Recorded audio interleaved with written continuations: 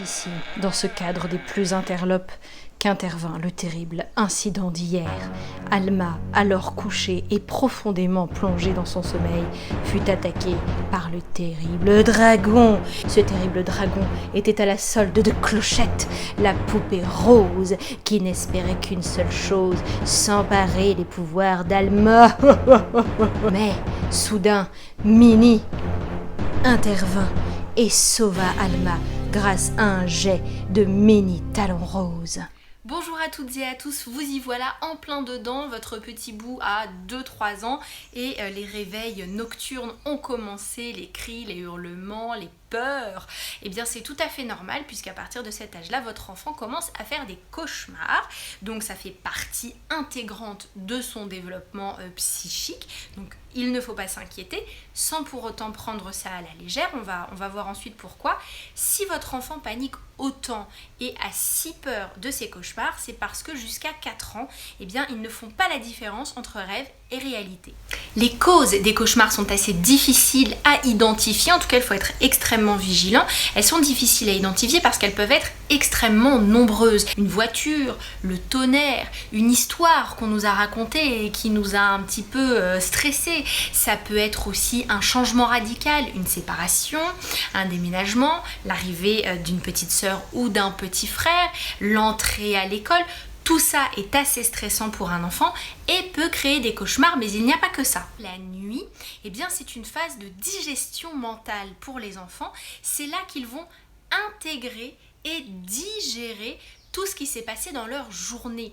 Donc ça peut être un nouvel apprentissage, ça peut être parce qu'on s'est fait gronder et qu'on ressasse ça pendant la nuit, ça peut être parce qu'on a fait une découverte, quelque chose de positif peut aussi se transformer en angoisse nocturne. Donc vraiment tout ce qui arrive dans la vie des très jeunes enfants se synthétise la nuit et c'est comme ça qu'ils intègrent de nouveaux enseignements, de nouvelles règles et de nouvelles pratiques. Comment réagir face à un enfant qui fait un cauchemar? La première chose à faire, c'est surtout de ne pas s'en moquer. C'est un moment important psychiquement, donc on ne le prend pas à la légère. Il faut absolument rassurer son enfant. On va lui... Oh, Mini Hachu. On va lui demander déjà de raconter son cauchemar, raconter ce qui s'est passé, ce qui a été difficile. Ensuite, on va lui proposer de raconter de nouveau ce rêve ou ce cauchemar à la manière d'une histoire, mais en introduisant une fin plausible et heureuse dans laquelle l'enfant triomphe de son mauvais rêve. Enfin, on va installer un climat de confiance pour que l'enfant se sente rassuré pour se rendormir. On peut mettre une veilleuse, on peut laisser la porte entrouverte, on peut installer un doudou protecteur. L'idéal et le plus important est de ne pas sortir l'enfant de sa chambre. Il faut qu'il comprenne que sa chambre est un endroit sûr, un endroit serein dans lequel il n'a rien à craindre.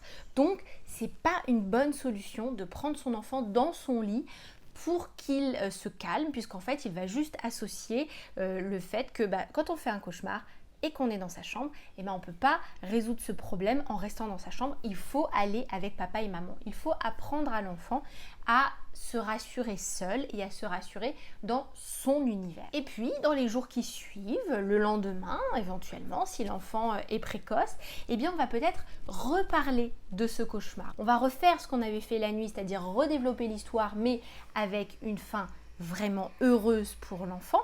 Et puis on peut aussi le faire dessiner. Et oui, on peut dessiner le monstre qu'on a vu, dessiner la sorcière qui nous a fait peur. Et enfin, pour éviter que les cauchemars se multiplient ou se reproduisent, il y a quelques petites choses à faire.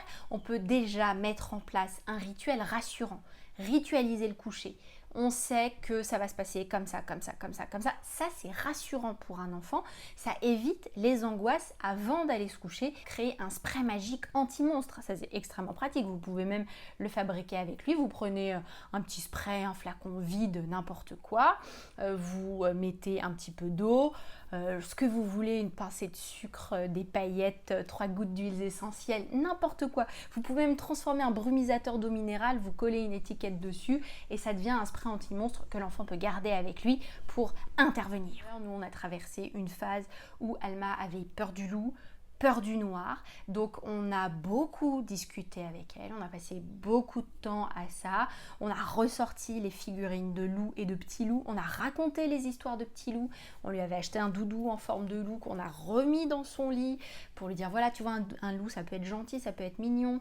Il me disait il y a un loup dans ma chambre, il y a un loup dans ma chambre. Mais non, il est tard, les loups ils sont dans leur maison, les loups ils vont dormir à cette heure-ci, tu sais. Les loups ils sont comme toi, ils sont fatigués, ils ont besoin de se reposer. Ils peuvent pas courir après les petites filles, c'est pas vrai, ils sont trop fatigués, ils ont besoin de dormir. On a mis aussi une peluche près de la porte, je vous le disais tout à l'heure, pour garder sa chambre. On lui a dit que nous, on était là, qu'on la protégeait, qu'on était à côté d'elle, que Patsy la protégeait, notre chihuahua. Garde-loup. On lui a mis une veilleuse, de temps en temps quand elle le réclamait, on lui laissait sa lampe de chevet aussi, pour vraiment qu'elle se sente à l'aise, qu'elle n'ait pas peur. On lui a expliqué ce que c'était que les ombres. Elle a bien compris que la lumière, les ombres, etc., que c'était pas des monstres, que ça faisait pas peur. Ça prend pas mal de temps quand même, hein. On s'est beaucoup réveillé la nuit avant d'en arriver là, mais ça marche.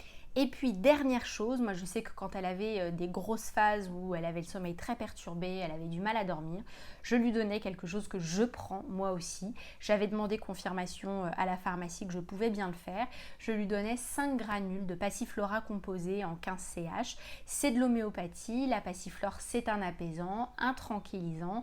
C'est de l'homéopathie donc c'est vraiment pas nocif. Je lui donnais soit avant d'aller se coucher pour être sûre qu'elle dorme tranquillement ou dans le courant de la nuit quand elle se réveillait pour qu'elle puisse se rendormir paisiblement. Voilà, c'est fini pour aujourd'hui. N'hésitez pas à poster en commentaire vos méthodes, vos tactiques, ce que vous avez fait quand vos enfants faisaient des cauchemars. Et puis surtout, n'hésitez pas à liker cette vidéo, à la partager sur les réseaux sociaux.